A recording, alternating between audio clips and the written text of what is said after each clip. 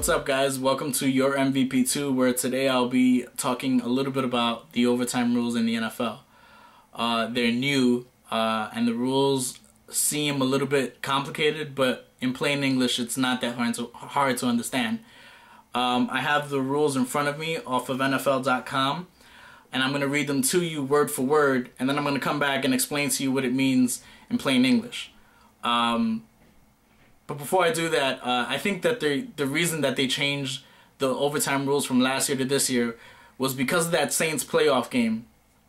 I forget who they played last year, but they were in overtime and they scored a field goal, and the game was over because they only scored 3 points, and a lot of people were left crying foul after that.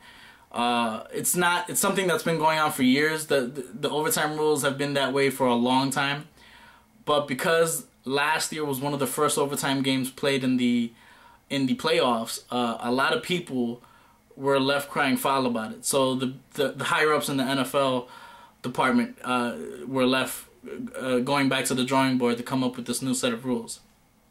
So basically, what this new set of rules says, there's basically 3 points. There's 3 dots. The first dot says both teams must have the opportunity to possess the ball once during the overtime period, unless the team that gets the opening kickoff scores a touchdown on its initial possession, in which case it's the winner. The second dot says if the team that possesses the ball first scores a field goal on its initial possession, the other team has the opportunity to possess the ball. If that team scores a touchdown on its initial possession, it's the winner. If the score is tied after their first possession, then the team that scores next by any method shall be the winner. The third dot says if the score is tied at the end of a 15-minute overtime period, or if the initial possession has not ended, another overtime period will begin, and play will continue until a score is made, regardless of how many 15-minute periods are necessary. So basically, again, in plain English, that means if I'm the head coach of a football team, and my team wins the coin toss, and I come out and score a touchdown, then the game is over.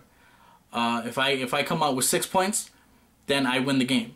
If I can only come out with 3 points with a field goal, then I give the opportunity to the other team to score at least 3 points to tie or 6 points to win. If they score 3 points and they tied my score, then I get the ball back, and if I score 3 points or 6 points, I win the game no matter what. Now, if I only score 3 points and they only score 3 points, and it's the end of that quarter, then we go to another overtime. We go to overtime 2, I guess, where the same rules apply. Is this better than what was in place last year? Yes. Is it the best system that could be in place? I don't think so. I think the best set of overtime rules that they could have gone with was the college overtime rules in the NCAA. I think that's the fairest set of rules that they could have came out with, because in college, if you guys don't know, in college, each team gets the chance to score, or each team gets the initial possession no matter what.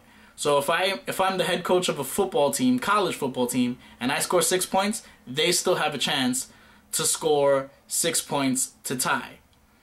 A lot of times what happens is in college, teams will score 6 points, and then they'll kick the extra point, and then the team that gets the ball next, the other team, has a chance to score 6 points to tie, but they can go for 2 points to win the game. That makes for a lot more exciting football. It really does. I think it's the best system that they could have gone with. But they went with these rules, which, if you're not a big follower of football, can get confusing. I bet there's gonna be a lot of games in the playoffs, if it goes to overtime, where they're gonna need to take a minute or two to explain and put those rules before the overtime starts, because a lot of people are left confused.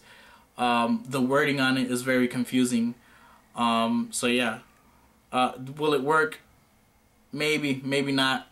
What I have a big problem with is the fact that they're using these overtime rules in the playoffs. This is still essentially a beta testing of the overtime playoff rules. And you don't know if people are going to have problems with what is in place now for the overtime rules this year. Instead of putting them in the playoffs, what you should have did was go back in the regular season and see if that worked then. Because if there's, if somebody finds something wrong with the overtime rules, it's a lot easier to cry foul in the regular season than it is the postseason. So, is it, like I said, is it the best? No. Is it better than what was in place? Yes, because I don't think anybody ever thought that coming out and scoring only 3 points to win a game was ever fair.